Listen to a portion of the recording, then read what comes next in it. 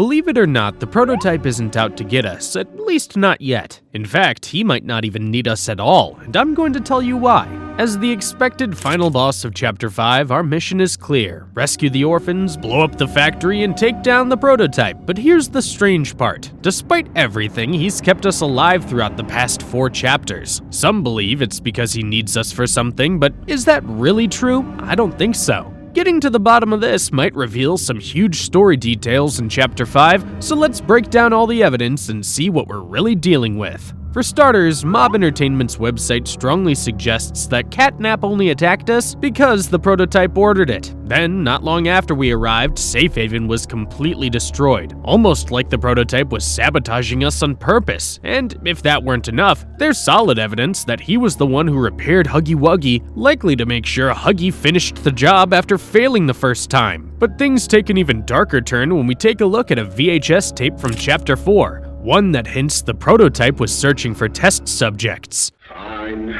but you have no staff, virtually no test subjects. It's hardly ideal conditions.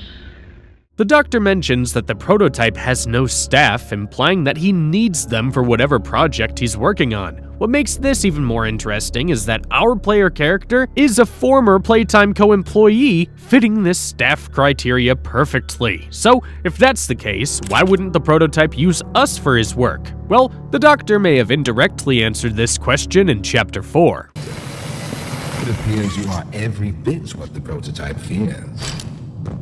And to think Playtime had someone of such rare quality and never noticed.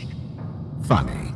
Somehow, and for some reason, our mere presence seems to intimidate the prototype. Now, sure, by the end of Chapter 4, he doesn't appear to be even slightly afraid of us, but that could have easily been an act. After all, it's not like the prototype, a being with an enormous ego, would ever openly show fear. In fact, during Chapter 3, he was blatantly complimenting himself while imitating Ollie, reinforcing just how highly he thinks of himself. So what exactly is our character's deal, and how does it connect to the prototype? Well, the conclusion I've reached is more shocking than you could possibly imagine. There are multiple moments in the game where the player is able to casually get back up after experiencing something that should have been near fatal. This strongly suggests that we might be some kind of mega experiment, one far stronger than most others. Think back to Chapter 1 when we dropped a storage box on Huggy Wuggy, causing him to fall and collapse the bridge. We also fell, landing hard on a catwalk, yet somehow we got out completely fine, even though a fall from that height should have shattered our legs.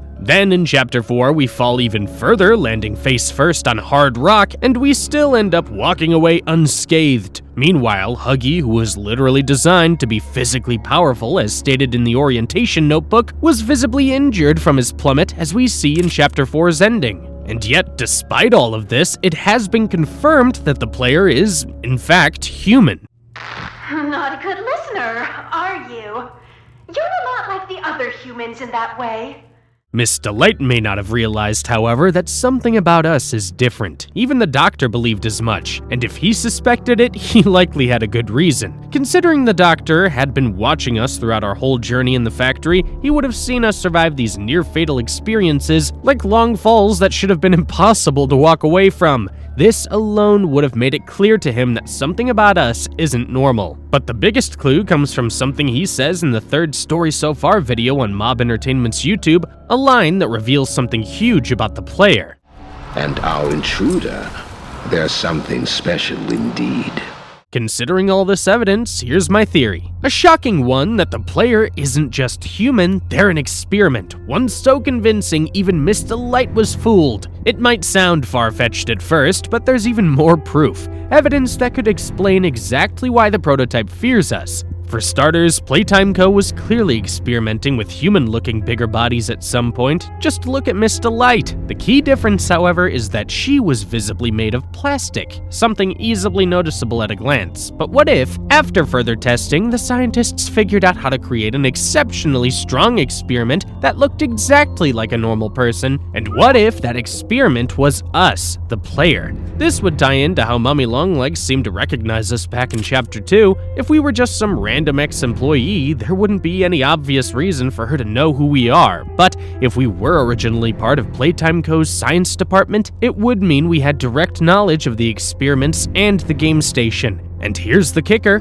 this wouldn't be the first time a Playtime Co. employee volunteered to become a test subject.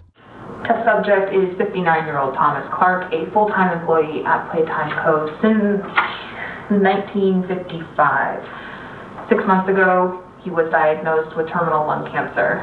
Now, Mr. Clark, of sound mind, has volunteered for this experiment. What makes this even more compelling is that Clark became a toy specifically in an attempt to save his own life after being diagnosed with terminal cancer. We have eye movement. Can you hear us, Thomas?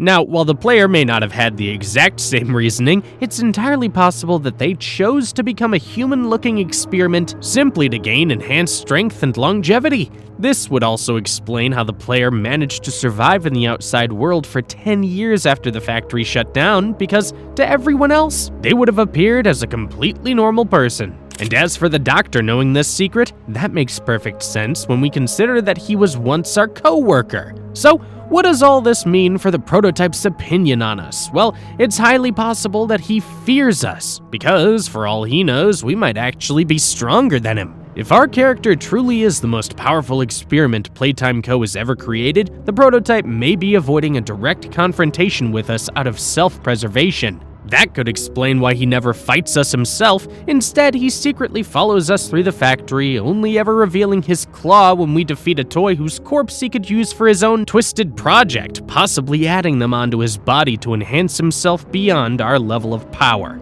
However, it's important to note that the prototype is not just some scared, weak experiment, as all this may imply. His past actions prove otherwise. When he worked alongside orphan Theodore Graham Bell in an attempt to escape the facility, he ultimately sacrificed his own freedom to save the boy's life, delivering him to the employees, even though it inevitably meant being locked up once again. This moment shows that the prototype does possess courage, and quite a lot of it, so then why doesn't he use us for anything? Why doesn't he try to eliminate us directly? The answer is simple, because we're a greater threat than he is. Until he transforms himself into something truly unstoppable, his only option is to keep sending more and more toys after us, hoping that one of them will succeed. However, deep down, he probably knows they won't, but it's not like he actually cares about his followers anyway. With that in mind, it's likely that Chapter 5's main toy antagonist will be one of the prototype's disciples. Now, this may seem to contradict what Poppy told us. Catnap is coming. He's the final obstacle the prototype has placed against us. We can't stay here.